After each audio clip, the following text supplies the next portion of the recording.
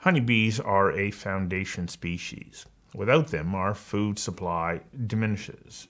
And when bees die, the outcome reaches right inside everything that is on your plate when you sit down to eat. If bees can't or don't pollinate, then you don't eat as much, and neither do the other animals in the food chain.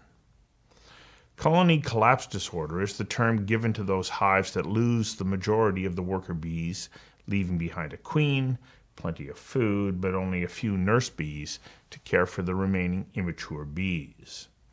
From 2007 through to 2013, more than 10 million bee colonies around the world were lost to colony collapse disorder. Now, there are several possible causes for CCD that include pesticides, infections, pathogens, changing climate and environments, and the introduction of neonicotinoids. And then there is the honey, nature's nectar, which in its pure, raw form is a delicious natural sweetener. The key to buying good honey, as you will hear, is to know your honeybee farmer. We invited beekeepers Amanda and Jeff Lee of Swan Valley Honey to join us for a conversation that matters about the intricate relationship we have with pollinators who ensure we can all enjoy a plentiful and delicious diet. Conversations That Matter is a partner program of the Center for Dialogue at Simon Fraser University. The production of this program is made possible thanks to the following and viewers like you. Please become a patron at conversationsthatmatter.tv. Amanda Goodman Lee. Thank you. Jeff Lee. Yes. Welcome to Conversations That Matter. Thank you. Thank you. Thanks. Honeybees play an incredibly important role in our lives, and I think most people don't quite understand it. They think, oh, honey, but that's one part of it, and we'll get to that. But first of all, let's talk about why it's so important that we pay attention to the health and well-being of honeybees here in British Columbia. You want to take that one? The first thing I thought of is Mark Winston, who wrote the book Bee Time, and it was a very popular book. You didn't have to be a beekeeper to appreciate it.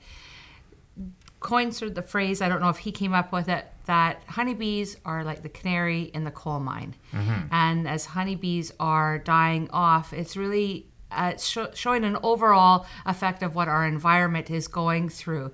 There are so many different things that are happening, not just with pesticides and farming practices and monocrops, meaning the planting of everything, but also climate change. And we as beekeepers are really feeling that with the farmers, where you would have your bees ready for May to go out into pollination for cherries or apples. And in Creston Valley, where we're from, they always had the Blossom Festival in end of May. Well, now Blossom Festival seems to be happening early May. Mm-hmm. And so we're having these winters that are very short. And then we go from one season last year in 2018, we went to 30-degree weather in 1 week in May, and all the blossoms exploded, and the farmers were calling us up to get our bees into the field. So can bees be that adaptive to changes in weather? Well, we're not really sure. I mean, science is out on this one. This is an evolutionary cycle, and evolution, as we know, takes a long period of time. So the question is, can a foundation species like honeybees or even the native pollinators, the bumblebees and the mason bees and the sweat bees, can they actually adapt to these kinds of changes that are taking place? Presumably, yes. I mean, if it's slow enough, all animals can adapt to certain things. They either adapt or they die. The thing with honeybees that I think, we get a lot of people saying, are the bees dying out? And what we try and explain to people is that bees are your foundation species. Without their ability to pollinate flowers, you don't have a lot of different foods. And that's not just foods for humans. It's food for the entire environment, whether it's the other animals that live off of the berries that are created through this pollination. Or the crops that are grown just to feed livestock. Absolutely. Yes, and absolutely. so when we came into this business at a time when bees were under enormous stress. When we first started beekeeping, the term colony collapse disorder was it was a new phrase, but it was something that caught on fire immediately. And nowadays everybody says, are you suffering from colony collapse? And the problem is that it's not a very well adapted phrase for what's going on today with bees. The bees are, I'll give you an analogy. We have a pest in our hives that all beekeepers have. It's called a varroa mite. It's a very, very small mite that feeds on the fat cells of honeybees. Now, if you were a honeybee, it'd be about the size of a dinner plate on your back. Okay, so you can imagine the size of it, right?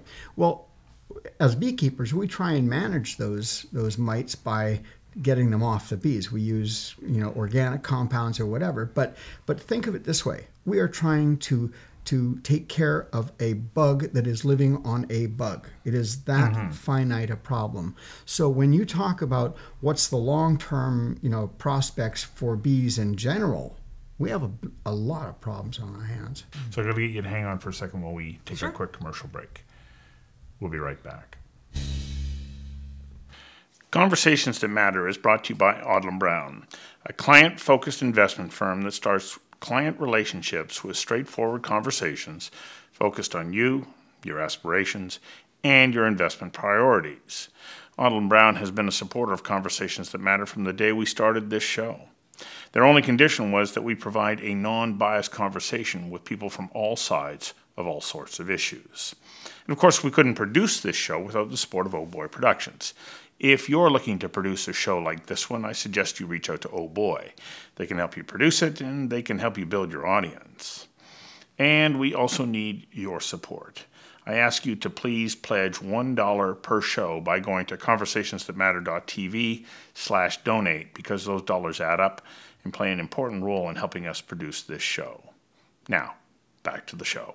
Okay, so what's the state of the honeybee sector? I wanted to say industry, but it really is a sector because it's more than just an industry. It's a part of a lifestyle. It's Well, there's a lot to it because, like bees, and to Jeff's point, it's 30% of our food production is from honeybees, or not from honeybees, from pollinators, not just honeybees. So without it, just to put it in perspective, if you had a beautiful breakfast laid out for you with some oatmeal and toast and butter and jam and all of these different things and coffee, fruit and coffee, and you didn't have the pollinators, well, there goes your coffee. And then if you like a little chocolate with maybe your croissant, there's the chocolate's gone. Well, and everybody love chocolate with and your croissant. jam and your fruit. So you would have a very brown plate. Like brown food. It would just be like there wouldn't be any no colors. color. So there'd be no color, there'd be no taste. So I forget where I was going with this point. I had a really good one. The whole point of it. Well, I was thinking of the chocolate. No chocolate. Oh yeah, well that's actually a shame in our Brain family. freeze. That's right. Here's the reality. When you say, about the health of honeybees, as beekeepers, we have the ability worldwide to actually replace honeybees. If we lose our bees, and in our case, we did lose a lot of our bees this last winter, how we got back into business is that we opened up our wallet and we shelled out a lot of money and we bought some bees that came in from Australia, and we're back in business because Apis mellifera, which is the bee, the honeybee, is you can find it anywhere in the world now. It's transported everywhere. The bees that I think that we are really in trouble with are native pollinators, are the ones that don't have the champions of the beekeepers who then go out and buy more bees or breed more bees. They're your honeybees, your bumblebees, they're your sweat bees, your miner bees, your mason bees, any of the native natural insects that live out there, which are under the same kind of assault that our honeybees are under, are the ones that are not easily replaceable. And in British Columbia, for example, we have 450 species of native pollinators, of native bees. And already we're seeing the severe decline of certain of those species simply because farmers happen to be spreading their fields right to the edge, and they try and take out with pesticides or herbicides all of what they consider to be competing vegetation. If you were to leave some of that competing vegetation, what happens is the bees get an additional source of proteins from the pollens. They get an additional source of nectar, which is their carbohydrates, and you end up having stronger populations. Now, in the case of honeybees, and rather in the case of bumblebees and sweat bees and minor bees and things like that, they live in places like the ground, or they live in reeds. So when we... So they don't hive the way that honeybees do? No, absolutely not. As a matter of fact, honeybees are the only managed bee that we have in the world where we actually produce honey and we keep in a box for because the they can production. be domesticated in a way. I mean, or herded anyways. bumblebees can be. I mean, like you look at a lot of the pollination that now takes place inside of greenhouses, for example, tomatoes. They're a domesticated bumblebee, but they're not a honey producer. And they, at the end of the year, And they live kind of in that environment of the greenhouse. And they're a solitary bee as well. They don't live in a colony where honeybees live in a colony. And they're a community So related bee. is that a strength for honeybees, but is it also a potential threat? Because if they bring in some kind of, agent or disease, then the whole colony is at risk. Well, here's the sad part, is that as a society, we know a huge amount about honeybees because we've worked with them, we produce from them, we breed them, and all those things. But when it comes to, say, any of those native pollinators, it takes a scientist to be that involved to know the knowledge about. So do we know whether or not, for example, that the varroamite doesn't jump to a bumblebee? I'm not sure. Do we know that Nosema ceranae, which is a new form of a protozoan disease that's come in from Asia, it affects our bees? But do we know whether or not it affects the native pollinators? And we do you don't have know. a treatment for it? No. As a matter You of don't fact, have a treatment. No, for things like for Nosema, there's very little that we can do. There's things that we can try, but it's again that issue of trying to take care of a small pest living on top of a big insect. Yeah. So the idea is that you can miss it by a little bit and you'll kill everything. Wow. And so as much as I love, and Amanda, we both love raising bees and producing honey, I think that the basic fear that we and many beekeepers have is that as a society, we're on that very, very, very, very sharp edge. We can very easily go one way and lose control and lose the population of the various bees that support us. So one of the things that we have to take into consideration, of course, is you talked about pesticides, farmers using pesticides. Well, they must have an impact on your bees when you take your bees out to pollinate. How do you work then with the agricultural community to ensure that your bees aren't being devastated by the pesticides that they want to use to control against insects? It's very hard. It comes down to a lot of communication. There's a tremendous need to be connected, and it has to be like a radius. So if you're looking at this and your hives are on this farm here, and these are all little, like if we use these little pegs and use them all as farms, the bees still fly in that radius. If the hives are here, they're going to all these different farms. Are there not new pesticides that have come along? What are they called? Neonicotinoids? Well, in our case, in 2015, that pesticide that killed our bees was a neonicotinoid. And the short answer to that is that because they improperly applied the label regulations on it, the federal government came along and removed that pesticide from their use for all strawberry growers in Canada. The end result was that one farmer's mistake, which we never recovered. But it cost you your hives. It cost us our hives. We were never reimbursed for it, but it also cost every other strawberry grower in the province, and actually ultimately in Canada, the access to one neonicotinoid, which was at one point useful to them. Yeah, just mismanaged. And I think that also brings up another point when I was talking to this farmer who's very helpful to us. So if I've got questions, I can always go to him and ask him different things. Is that he said, the problem is that things aren't regulated.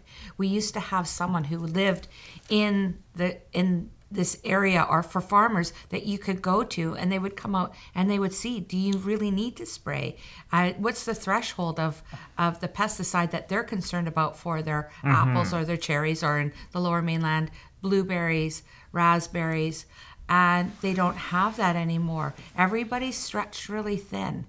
It's a challenge. And the government, in agriculture, like farming is really, we're farmers. Yes, you are. And we work with farmers, and we all, at the end of the day, want to pay our bills and have food on the table, right? Like it comes down to an economics. So it would be helpful to have someone that the farmers could go to and say, do I really need to spend X number of dollars to get rid of this pest? But I'm told this is time of the year, I've got to do it. Right. But maybe that they don't need to spray.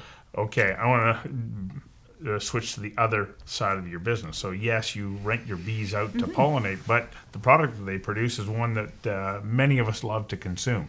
And we don't really know what we're looking for. Honey is an interesting... The happy side of bees. Well, yes. Well, there's the honey and then there's the wax part. But I'm most interested in the honey because I love to consume honey.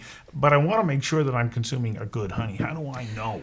How do I know what is a good honey versus one that you go, I'm not even sure what's in it? Amanda and I have this saying that is in defense of all beekeepers and also in defense of all customers, which is know your beekeeper. Okay, so I'm not going to sit here and tell you don't buy X brand or don't buy this over here or this box store honey or whatever. Well, you know there are people who say you're a little too careful around that, but that's I know, okay. I understand. But my point is the first thing is okay, I won't be careful around that. Listen. So the first thing to do, if you really want to know, is to go find out who is the beekeeper, or who is the company, where is this honey coming from. Generally speaking, Canadian honey has a very high level of confidence. There's when it comes from a beekeeper and it's local? Yes. Is that really what it comes down to? Because are there not health benefits, when I'm consuming honey from bees that live in the same environment that I live in? Do I not get extra health benefits? Sure you as a result do. I mean, of like you're getting the local pollens and things like that. But there's two different things you have to consider when you're saying, how do I know this is a good honey? One is if it's a local honey and it's a raw honey, in other words, it's not been pasteurized. And let's get this clear. Pasteurized honey is not making it safer. It's not killing any bacteria because there aren't bacteria in honey. Pasteurization is what packers do. They raise the temperature of the honey to high enough so that it kills all of the sugar crystals in it, so it doesn't crystallize. Because having it on a store shelf means that they have to then, the storekeeper calls you up and says, hey, Jeff, I've got 2 cases of your honey and it's crystallized. Would you mind exchanging it? The answer is I don't want to have to do that. Well, yeah, but I find that when I have that honey, I actually have to take less of it because it's sweeter. As a small scale beekeeper, we don't care whether our honey crystallizes. We want it to be natural. As a matter of fact, the way we treat our honey... That's the pectin and the... It's fructose versus fructose. Glucose, higher crystallization. Right. Oh, yeah. So I quite like the it. glucose, because it's glucose, fructose, sucrose in honey. And it gets very confusing. And I'm sure if I got the fructose or the glucose wrong, that a beekeeper's going to call me up and go, actually, Amanda, it's this. I get them mixed up myself. Now when I see that, I go, oh, that's good honey. Right. Yeah, so and crystallized honey is real. not. It's a good sign. Yeah. Some people don't like it. Large packers, large companies that have huge supply lines and all kinds of issues, they don't like to have to deal with that because they don't. Well, they sold that image of it. It just right. Okay. And so the first thing is is buy yourself a nice local raw honey. You'll get to know what it is you like. Now, the flip side, which is where we're really going with this conversation that matters, is did not have to pause. Is adulteration. Is adulteration, because that's what we don't want. And in Canada, there isn't a history of beekeepers putting things into their honey to stretch it out. Now, is the operative word there not a history of beekeepers doing that? No, actually, but are there others that it's do? Other companies that so for example, and I'm not telling tales out of school when I say that there is a history of honey adulteration that came out of China. Now, there are other countries that now do this, and what they do is they, and often the target of that adulteration is commercial operations where they use a lot of honey and they need to stretch it out. So you have it adulterated with rice syrup. But here's the thing: or corn syrup, or corn right? syrup, syrup. or other things. But I think what's happening is honey is a seasonal product. Okay, it doesn't. So we don't produce honey all year round, and it's amazing to me that people will come and they'll say, "I never thought of it." I said they can only take it from the nectar from plants, from flowers. So if it's dry and we have a drought in August, the nectar flow is not happening. You have to have some rain, you have to have moisture to produce that nectar. An experience we had this summer was that we took our hives up to fireweed, up into the mountains. Fireweed for Skunk days. 2 years in a row. Beautiful, beautiful. Skunked, totally. Like Didn't get any. no honey from that, because it was so cold at night that nectar wasn't getting up into the flower. And I'm learning more about forage because of having honeybees. So you can see flowers, you can see it, but if it's too cold, the nectar doesn't flow. If it, so there's all these layers. So people think that there's this tap because when they go to the store, there's always honey on the shelf. But we do sell out of our honey. Yeah. And so if you want good honey, make sure that you stock up the way that I did. I just bought That's 7 right. tubs of your stuff. That's right, you do. And we have people, honestly, we've got one customer, he comes, it's like they know when we first start our extraction. And in July, when we start the first harvest from the spring honey. And I will have days where the driveway is just going. People are bringing up their pails and refilling right from our farm gate. It's really wonderful. That's at the local level, and that happens to beekeepers all over the country. The message I think I want to leave with you around adulteration is that adulteration is actually a very serious problem. It's because of the cost, the real true cost of honey, because of how difficult it is to get it, and it's a seasonal basis, there is a natural predilection for some people to then adulterate it, add stuff to it, stretch it out. Yeah. And in the United States, the United States cottoned onto this quite a while ago, and they would stop a lot of Chinese shipments coming in and test them, and discovered that they're actually not meeting the definition of honey.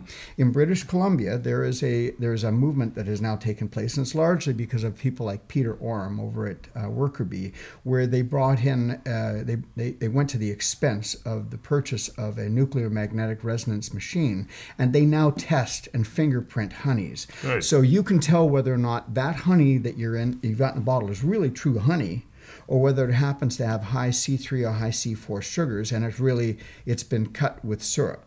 And so I think, unfortunately, the way our industry is going to defend the value of honey is to have our honeys fingerprinted by NMR. And in our case, we did that. We had Peter look at us. Or as a consumer, as you said, know your beekeeper. Absolutely. Yeah. Absolutely. I mean, reputation, and in my other life that I had, my reputation was all that I had to trade on, and it was really important to me. And today, as beekeepers, our reputations are all we have, and it's what we have to trade on. Wow.